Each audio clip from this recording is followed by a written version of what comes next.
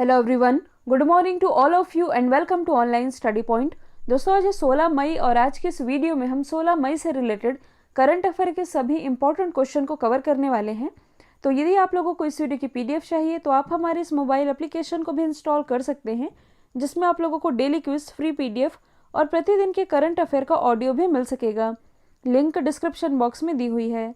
तो चलिए स्टार्ट करते हैं। हमारा पहला क्वेश्चन, हाल ही में वर्ल्ड बैंक द्वारा जारी किए गए एक रिपोर्ट जिसका नाम है माइग्रेशन एंड डेवलपमेंट, इसके अनुसार 2020 में सबसे ज़्यादा रेमिटेंस ये किस देश ने प्राप्त किया है? तो सबसे ज़्यादा रेमिटेंस प्राप्त करने के मामले में अपना देश भारत ये रहा है टॉप पर। अब यहाँ जो टर्म लिखा हुआ है रेमिटेंसेज, ये होता क्या है? तो इसे आप हिंदी में कह सकते हैं धन प्रेषण। तो भारत का जब कोई भी व्यक्ति, आप कह सकते हैं जब कोई भी प्रवासी अपने मूल देश में बैंक, डाकघर या ऑनलाइन ट्रांसफ़र के जरिए पैसे भेजता है तो उसे रेमिटेंस कहा जाता है। कहने का मतलब है कि भारत का मान लीजिए कोई व्यक्ति है या आप ही का कोई रिश्तेदार है जो कि विदेशों में रहता है। विदेशों में तो रहता है लेकिन अपने ही देश के, मतलब कि मूल देश में, मूल देश क्या हुआ? भारत, क्योंकि ये भारत का नागरिक है। मूल देश के बैंक में, डाकघर में या ऑनलाइन ट्रांसफ़र के जरिए जब ये पैसे भेजेगा तो उसे रेमिटेंस कहा जाता है, यानी कि धन प्रेषण। और धन प्रेषण के मामले में ही अपना देश भारत ये टॉप पर है। इस रिपोर्ट के अनुसार भारत को 2020 में, मतलब कि जो बीता वर्ष था, इसमें कुल 83 यानी कि 83 बिलियन रेमिटेंस के रूप में प्राप्त हुए हैं, जो कि पिछले वर्ष की तुलना में कम है। मतलब कि इसमें 0.2% की गिरावट आई है। और भारत को प्राप्त होने वाले रेमिटेंस में गिरावट का प्रमुख कारण माना जा रहा है संयुक्त अरब अमीरात से प्राप्त होने वाले रेमिटेंस में आई 17% की कमी। फिर भी रेमिटेंस प्राप्ति के मामले में भारत तो पहले स्थान पर है, दूसरे स्थान पर है चाइना और तीसरे स्थान पर रहा है मैक्सिको। ऐसी रिपोर्ट जारी की है वर्ल्ड बैंक ने, जिसकी स्थापना 1944 में हुई थी, लेकिन इसने अपना जो संचालन है ये शुरू किया था 1945 से। हेडक्वार्टर स्थित है वॉशिंगटन डीसी में। इसके अध्यक्ष हैं डेविड मलपास और इसकी जो सीएफओ है, एमडी सीएफओ, ये है भारतीय मूल की अंशुला कांत। अगला क्वेश्चन है, हाल ही में चर्चे में रहा B1617 ये क्या है? तो ये कोरोना का एक नया स्ट्रेन है।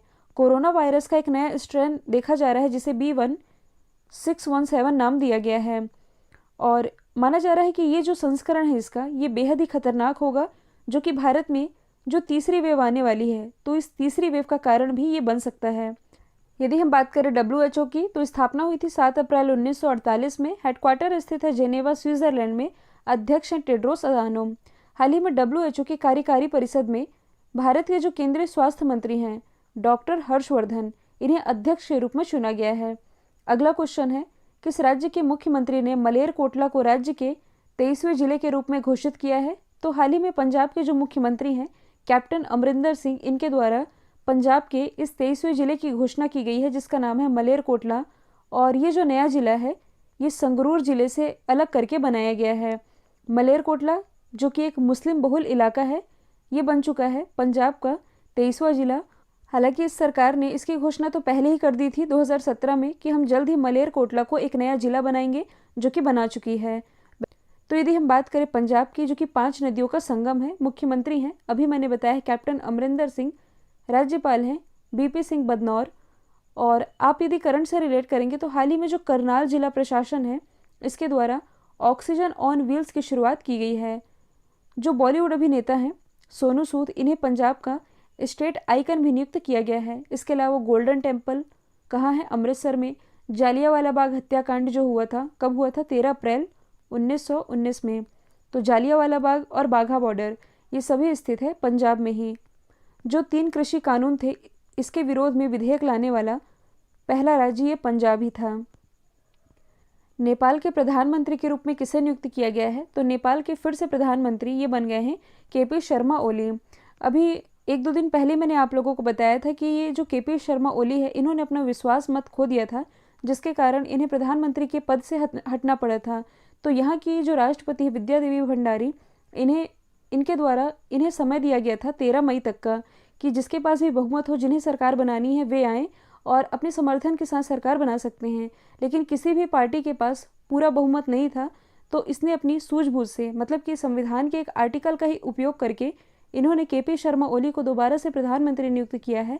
हालांकि इन्हें 30 दिन के भीतर सदन में बहुमत का समर्थन प्राप्त करना होगा, और यदि नहीं कर पाते हैं तो फिर से ये प्रधानमंत्री के पद से हट जाएंगे। ऐसी कंडीशन में क्या होगा? ऐसी कंडीशन में नेपाल में फिर से चुनाव आयोजित किए जाएंगे। यदि हम बात करें नेपाल की, तो इसकी राजधानी काठमांडू में ही हेडक्वार्टर स्थित है सार्क का, और यहाँ की करेंसी है नेपाली रुपया। प्रेसिडेंट, प्राइम मिनिस्टर तो मैंने बता ही दिया है। भारत और नेपाल के बीच एक एक्सरसाइज होती है जिसका नाम है सूर्य किरण। अच्छा, नेपाल जो कि दुनिया की सर्वोच्च चोटी है, इसकी ऊंचाई कितनी है? तो नए सर्वे के अनुसार इसकी चोटी है 8,848 और 0.6 का इसमें इजाफा हुआ है। ये सर्वे नेपाल और चाइना के द्वारा किया गया था। यदि आप करंट से रिलेट करेंगे तो हाल ही में एक पर्वतारोही हैं जिनका नाम है कामी रीता शेरपा। ये बिलोंग करते हैं नेपाल से ही, और माउंट एवरेस्ट पर 25 बार चढ़ाई करने वाले ये पहले व्यक्ति भी बन गए हैं।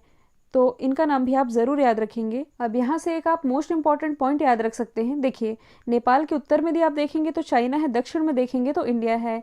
हाल ही में चाइना ने क्या चालाकी की है, यदि आप लोगों को याद होगा तो कुछ दिन पहले मैंने आप लोगों को बताया था कि ये इस माउंट एवरेस्ट पर एक कोविड-19 संक्रमण रेखा खींच रहा है।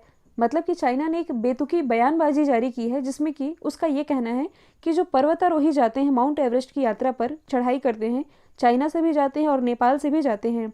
ऐसे में नेपाल में कोरोना का जो संक्रमण फैल रहा है, तो नेपाल के जो पर्वतारोही जो चढ़ाई पर गए हैं, वे चाइना से आने वाले पर्वतारोही से जब मिलेंगे तो संक्रमण इन्हें फैल सकता है। किन्हें फैल सकता है? चाइना के नागरिकों को। और चाइना के नागरिकों को फैलेगा तो जब ये इस पर्वत से नीचे उतरेंगे और अपने देश में जाएंगे तो ये संक्रमण को चाइना में फैला सकते हैं।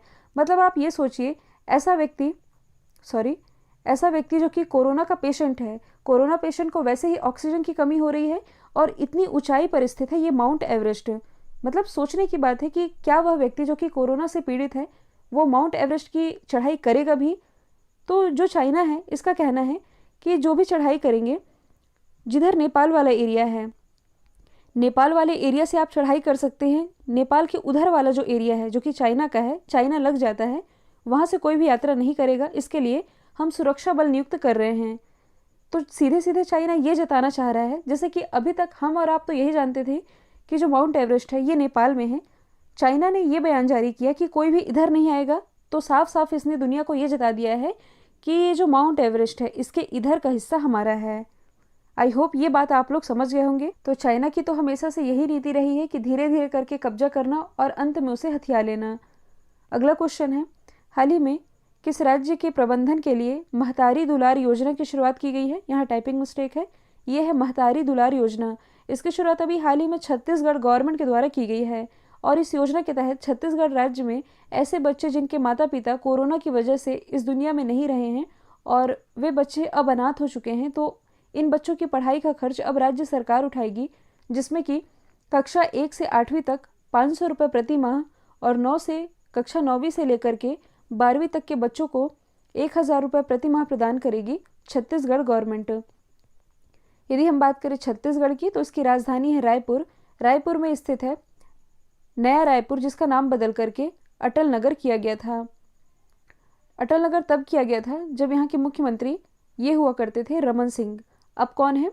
अब हैं भूपेश बघेल। राज्यपाल है अनुसुईया उइके। मुख्य न्यायाधीश हैं PR Ramachandran Menon. Important national park की बात की जाए तो Achanakmar wild life sanctuary, Indravati, Kanger घाटी और गुरु घासीदास नेशनल पार्क, ये सभी स्थित हैं छत्तीसगढ़ में ही। छत्तीसगढ़ के अंबिकापुर में भारत का पहला गार्बेज कैफे खोला गया है, जबकि भारत का पहला ई कचरा क्लिनिक ये स्थापित किया गया है मध्य प्रदेश की राजधानी भोपाल में। ई लोक अदालत का आयोजन करने वाला पहला राज्य छत्तीसगढ़ है, जबकि वर्चुअल कोर्ट का आयोजन करने वाला पहला राज्य है उत्तर प्रदेश। हाल ही में मनरेगा के तहत सबसे ज़्यादा रोजगार देने वाला राज्य ये छत्तीसगढ़ ही बन गया है। भारतीय महिला क्रिकेट टीम के मुख्य कोच कौन बने हैं? तो हाल ही में जो रमेश पोवार है ये बन गए हैं भारतीय महिला क्रिकेट टीम के मुख्य कोच। इनकी नियुक्ति किनके द्वारा की जाती है? तो जो क्रिकेट सलाहकार समिति होती है, जिसमें कि अभी 3 सदस्य शामिल हैं, सुलक्षणा नायक, मदन लाल और रुद्र प्रताप सिंह, इन्हीं के द्वारा रमेश पोवार की नियुक्ति की गई है महिला क्रिकेट टीम के मुख्य कोच के रूप में। यदि हम बात करें BCCI की, तो इसकी स्थापना हुई थी 1928 में। हेडक्वार्टर स्थित है मुंबई महाराष्ट्र में, और इसके अध्यक्ष हैं सौरव गांगुली, जो कि 39वें क्रम के अध्यक्ष हैं और सेक्रेटरी कौन है? जय शाह, जो कि अमित शाह जी के बेटे हैं। अगला क्वेश्चन है, हाल ही में फॉर्च्यून के द्वारा दुनिया के 50 महान नेताओं की लिस्ट जारी की गई है। इसमें टॉप पर कौन है? तो इस टॉप 50 में भी टॉप पर रही हैं जेसिका अर्डन। ये कौन है? तो ये है न्यूजीलैंड की प्राइम मिनिस्टर। ये हाल ही में न्यूजीलैंड की दोबारा से प्राइम मिनिस्टर बनाई गई हैं। इन्हें दुनिया के टॉप 50 महान नेताओं की लिस्ट में टॉप पर रखा गया है। दूसरे स्थान पर है mRNA पायनियर्स और तीसरे स्थान पर हैं पेपाल के CEO डैन शुल्मैन।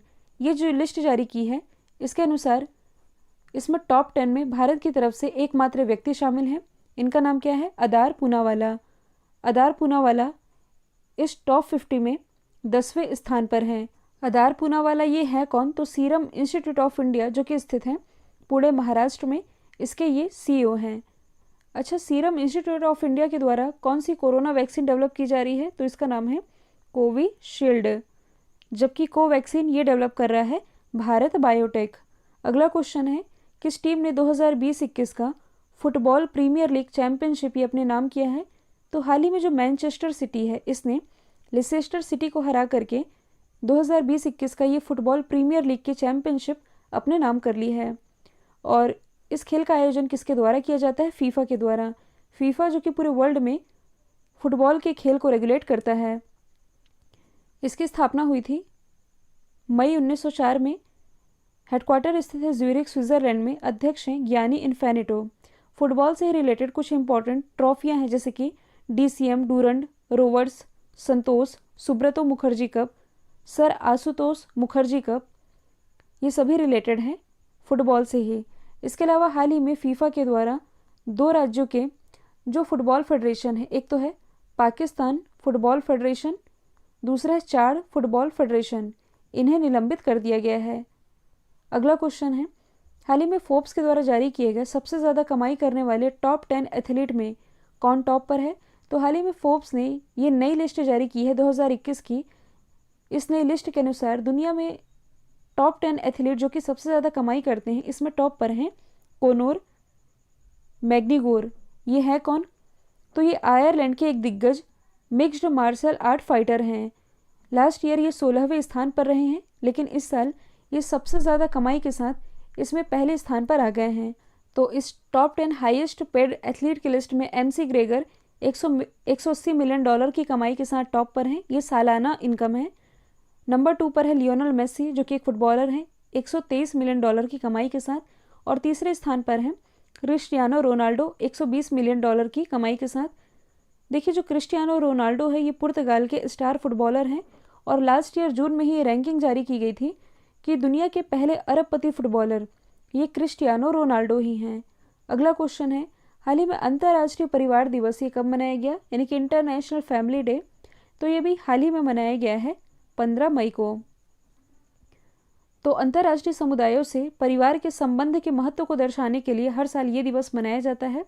इस बार ये जो दिवस मनाया गया इसकी थीम थी फैमिलीज एंड न्यू टेक्नोलॉजीज, यानी कि परिवार और नई तकनीक।